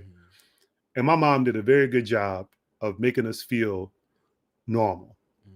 But when I got older, I realized just how broke we were and just how close we were to being like poverty, like straight up poverty. Yeah. So shout out to the mamas out there. Shout out, yeah, seriously. Nah. Because I didn't know we was poor until I got to a certain age. I was like, wait a minute. So everybody's poor? Everybody. My whole, and the thing is, and it's reinforced because your friend, your aunt, your uncle, your grandma, we all live the same lifestyle. So you don't have anything to aspire to because everyone's living like you. So you think it's normal. Yeah. And then you go to the next zip code, you're like, yo. Wait a minute. It's like, yeah, it's like you like CNBC or like this confused, you're just like, I don't understand this. I'm not even gonna try. This is just beyond me. Let me just not even try. And that's why I wrote this book. It has nothing to do with intelligence, your high school degree, where you went to high school, whether you was homeless, whether you were middle income, low income, high, it doesn't matter. Ultimately, it's basic financial intelligence and investing, right? Not just pay down your credit card, not just save. Those things are cool. We always focus on debt and saving, right? But we don't talk about growing our money. And if we do talk about it, it's on some old pyramid scheme stuff or some blessing loom stuff or some Forex or cryptocurrency stuff. It's like you go from savings account to the riskiest shit you can find. All I need is about 2 or 3 of y'all, and we're going to be millionaires by the end of tonight. Okay. By the end of the night. Hey, Susie from The Office, she did it sooner. She going to be a millionaire by 5:45. Buy this saran wrap and these tea drinks, and not only will you lose weight, but you will become an instant millionaire. Yeah, instant millionaire. And that's why they get us, because I even write about that. I write about that. There's a whole chapter dedicated to pyramid schemes and why they're so powerful in attracting us. Because if no one's ever told you could be a millionaire, you give up. And so when someone comes around you with a nice watch and a nice car, you're sold, man. Like you want it. You gave up on it, but it's like, okay, just imagine if Halle Berry drove up to your house right now. I don't know if you're in a relationship. I ain't trying to get you in trouble. Imagine what you would do if Halle Berry stepped in your house right now with your wife in there next to you. Excuse me, baby, Halle's here. Let's remove the wife part. Okay, let's remove the wife. Let's say you are single and Halle Berry drove up to your house and she knocked on your door and she's like, I heard about you. I seen your show. I really like your message. And I think what you're doing is powerful, brother. I wanted to see if you want to go on a date. You'd be like, huh? Is this a prank? Is this where the camera's at? This ain't real. You ain't Halle Berry. Get out of here. Get out of here. Stop playing with me, right? But then she kept like, nah, you're Jamil Harley. I'm Halle Berry. Trust me. Whatever. And then you finally let your guard down. You're like, she's actually into me. Whoa, this is amazing. This thing that I never thought was going to happen is happening to me. Until she emptied out your bank account. And you'd be like, I knew it. I knew she was hustling me. Why did I believe that Halle Berry was going to love me? Like, you get what I'm saying? And then she take all your money. Take all your money because you stupid. You knew Halle Berry didn't want your ass. So that's what happens to us with these pyramid schemes. Yeah. We don't trust it. Nobody trusts them. But it's like, if someone would be like, nah, for real. No, for real. You can do it. Right, and then you eventually you give in and you believe it. You be like, yeah, and you go to the little pep rallies on Saturday, and next thing you know, you in it. You in the system, yeah, and you lose the money, but it feels so good, yeah. And then your friends and family like, look, what are you doing? And you're like, I'm gonna make it because y'all are negative.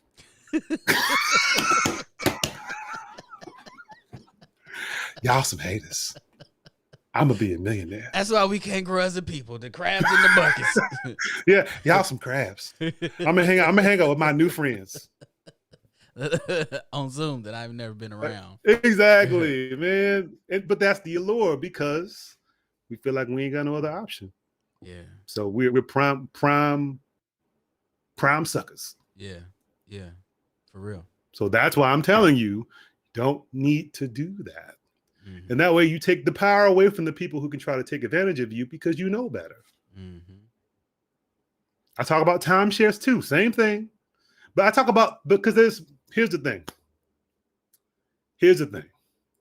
We know we are smart, right? Because we were told from the jump, you got to be better than the others. Okay.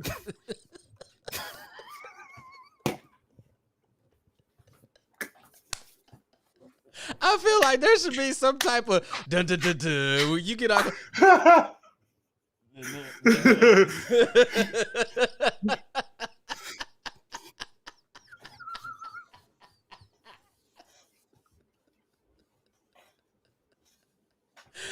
Oh, Willie Brown laughing at the others.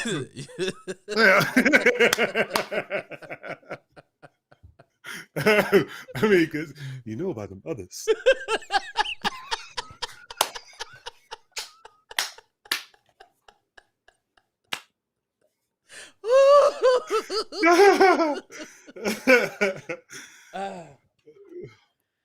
But yeah, man, we were taught you got to be better. And so, yes, we're smart. Yes, we make good grades. Probably some of us, the first ones that came out of college in our generation amongst our sisters and cousins or whatever.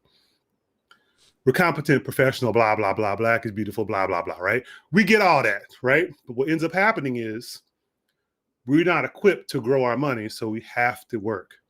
And so when we go to work and we hear all these people, basically making jokes or saying statements that are making us feel uncomfortable or not respecting us, what can we do about it?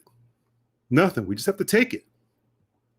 And to what you were saying earlier, we've had personal conversations about just being black in the entertainment field, where we have to basically just put our morals to the side so we can get this work, and so we can eat, right? And we respect the people who seem to not have to do that. They can just be authentic, and they still are successful. And those people become our heroes, right? But for everybody else, you just got to take it. Can't be sensitive. Got to have thick skin. Blah blah blah. You know what I mean? But again, what if you could control your own destiny? What if you had $90,000 sitting in your account and someone said some old off-color racist joke? Would you still stay there then? No. You probably start your own business. You got $90,000 as opposed to $900. And if you quit, that's your ass. Yeah. $90,000. Because you can't quit and get unemployment. Yeah, that's right. 90,000, you get the EEOC involved. You go and get get you a good lawyer, and you be like, listen, I want to grow this 90,000 to 100 million based off of your joke. Yeah, basically, yeah. You have the time and the energy and the focus to be like, whatever. Excuse me. And if you wanted to take some time off and to discover yourself or to do some passion of yours, you have the time to do it. It gives you time. It gives you flexibility. You ain't got to be rich, but it gives you choice. Mm-hmm. That's the whole point. And it's easy to do. It's just you've never been told about it. I was never told about it. I love my mama, but she can't tell me something she don't know. Exactly. Yeah. And we're in the age of the internet, so there is no question that cannot be answered. Yeah. Now, with that being said, there's severity. There's severe consequences to certain answers. Yeah. But they're there. They're there. How bad do you want the answer, or how important is the answer? And what we talking about right now, the things I wish I would have known at 25. That right there, that's pivotal information, even if you're 40, 50, or 60, because especially as it pertains to us, that type of information has been removed. Yeah. For a very, very specific reason. Yeah. And if we're not willing to go get that information to put in the work to change our own trajectory, yeah, then you cannot blame the car salesman for continuously selling you lemons. Yeah. You have to be like, you know what? I just keep buying these bullshit ass cars. from the same bullshit ass car salesman. Yeah. So I implore everybody listening to go get this book. I'm going to get several copies. Matter of fact, I'm going to need one autograph too, by the way. But anyway. Oh, yeah, I got you, man. It's imperative that we start teaching these things, whether it be fundamental things or more intricate aspects of the fundamentals. It has to start at home. It has to start at home. It has to start at home. Yeah. And I know I'm not a parent that I know of. Thanks to Maury Povich, you gotta preface that. But thanks to Maury Povich, he ain't the one out there. Never mind. We'll talk later, Jamil. Does Maury Povich have your genitals? Maury Povich no, like, sir. Give me 5 on 30. Go on, Jamil Johnson. But but I can see and I can comprehend the stresses that a parent has after working a 9 to 5, sitting in traffic, dealing with I understand how when you come home you just want to eat and relax, but that baby didn't ask to be here. No. So before you start having babies, you should think, where am I at financially? Yeah. I mean, there's a group of other things that you should be, self-evaluating too. But since we're talking about finances, where am I at financially?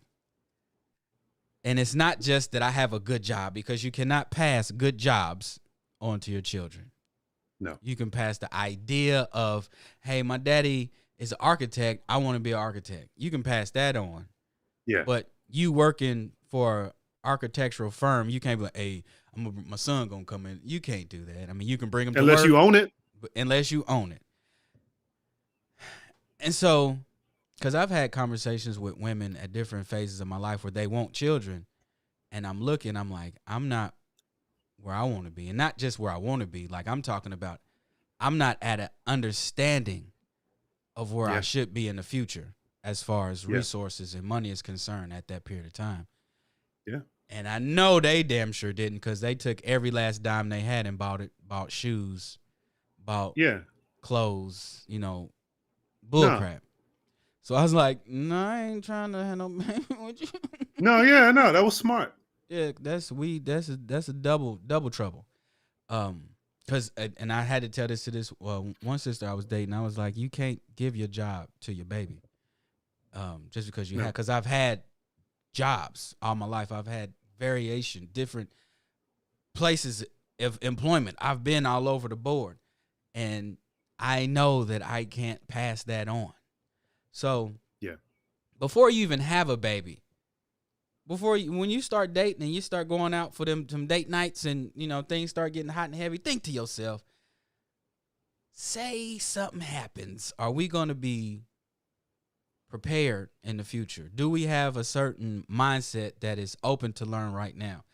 And if you are too sort of into being a career father, career man or career woman, or you don't have the capacity for that, then we're not going to have this baby just yet. Don't do it. Don't do it.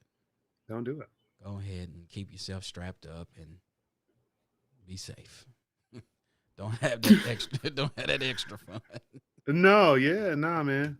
Strapped. You crazy, man. But you're right. I mean, I know.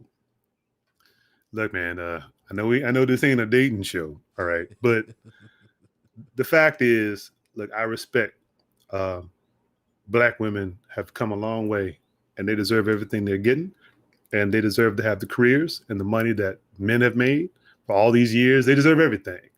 But like you were saying, if you're not ready to put that down, to add this thing into your life, either financially or emotionally, then just keep doing what you're doing. Until you get ready. I think the problem we're having now is, our generation struggled and we was broke, eating ramen noodles and hot dog and ramen and whatever. Like, our kids aren't really having that problem right now. Our kids are enjoying the lifestyles that the kids we saw and we were jealous of when we were little, right?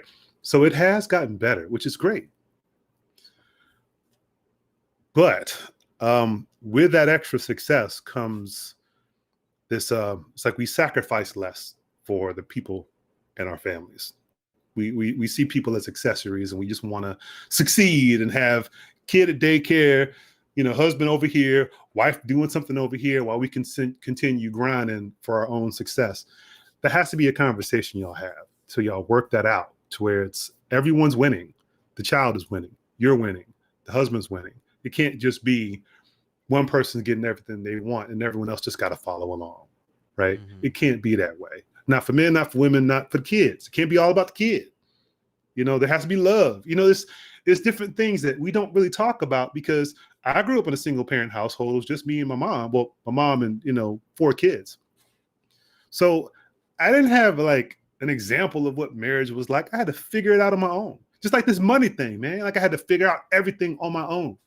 And I had some misconceptions and some expectations that were just way off base. And when I try to say, hey, I expect you to do this, they're like, I ain't doing that shit. I expect you to do this. And I'm like, I ain't doing that shit. So boom, you know what I'm saying? Like, because she thinks Prince Charming is going to save her. And I think I'm going to get, some wonderful, sexy Beyonce looking cook that can, that got that same bank account as Oprah Winfrey. Yeah, no, we both are dealing with fantasies, and they clash. Mm-hmm. And then a baby's supposed to make things better? No, it doesn't. Baby make things harder. Trust me on that one. Babies make things infinitely harder. Trust me. So we about to get out of here. Probably went over time, but it was a great conversation. What are, outside of investing in indexing, when your baby gets to the point where he can comprehend commerce, money, mm-hmm. What is one thing you're going to ensure that you instill in your child? Okay. There are places where he can put his money and it will grow.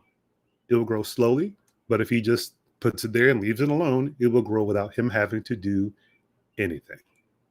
And that's the simplest lesson. We could talk about percentages, 3%, 4%, 10%, doesn't matter. Ultimately you do want to get at least higher than 3%, but there's things for that.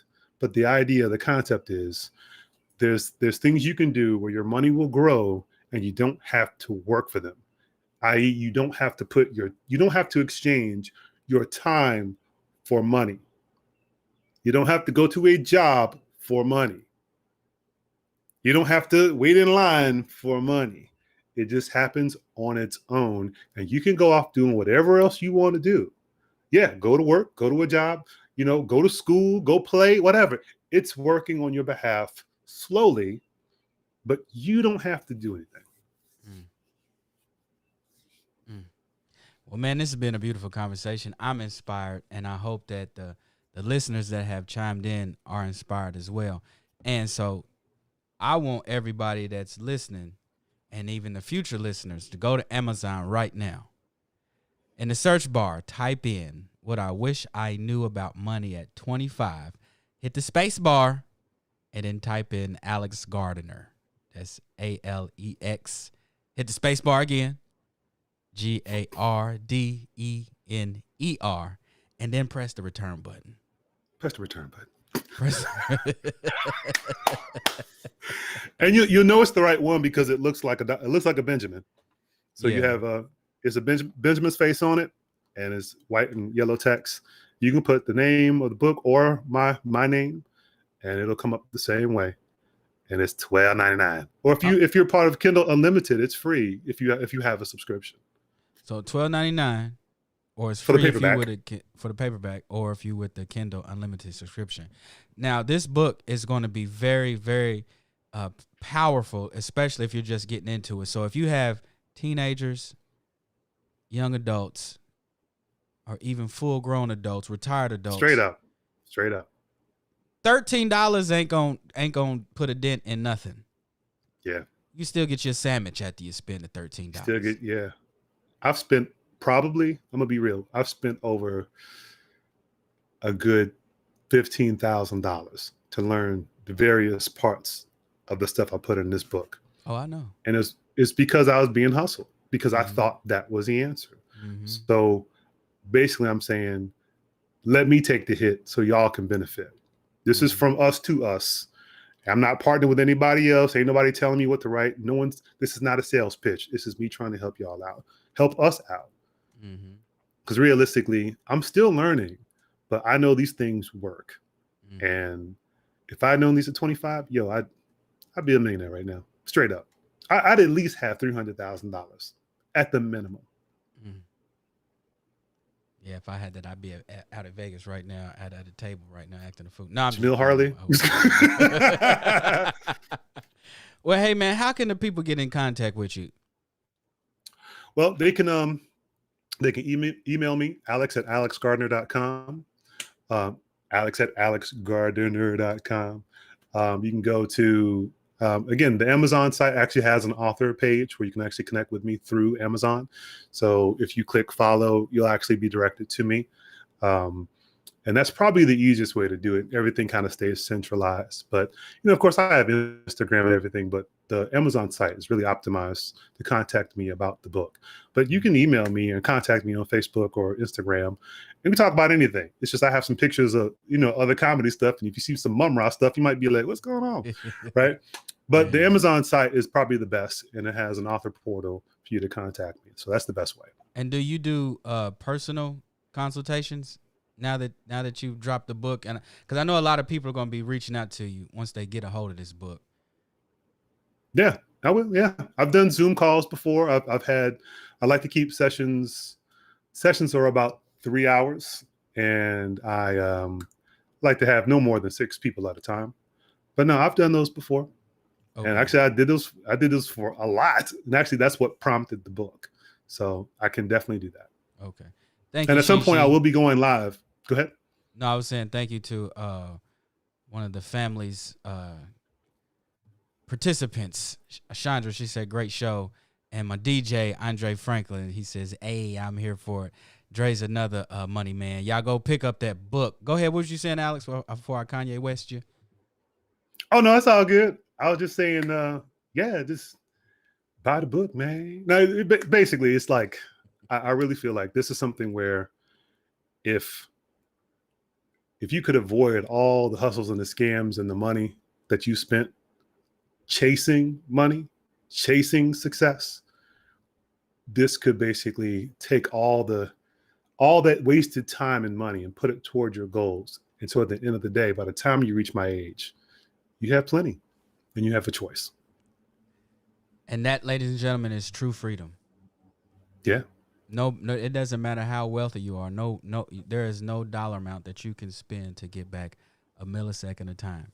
So with that being said, I want to thank you for coming out, brother. I really enjoy seeing your face and chopping it up with you one more time. I'm really impressed and enthused about your book, and I'm going to make sure that I gift it to myself along with some other loved ones. Because it's important information. Thank you for coming on to the Jamil Harley Show, and I look forward to working with you again in the future. Let's go on tour. I get on there and I talk stupid, and then you be like, listen, and you do your Alex Gardner thing. That'd be real fun, man. Actually, I think that would be fun to combine both. But yeah, if y'all like it, please leave a review on Amazon, and we'll just take it from there, man. I appreciate y'all. I appreciate you, Jamil, for letting me on, and it's always great talking to you, and this has been a great opportunity. Yes, sir, man. You know it's all love. Be careful, man. Be safe, and I will talk to you in the future. All right, man. All right, peace. That's right, ladies and gentlemen. I got some friends that are smart.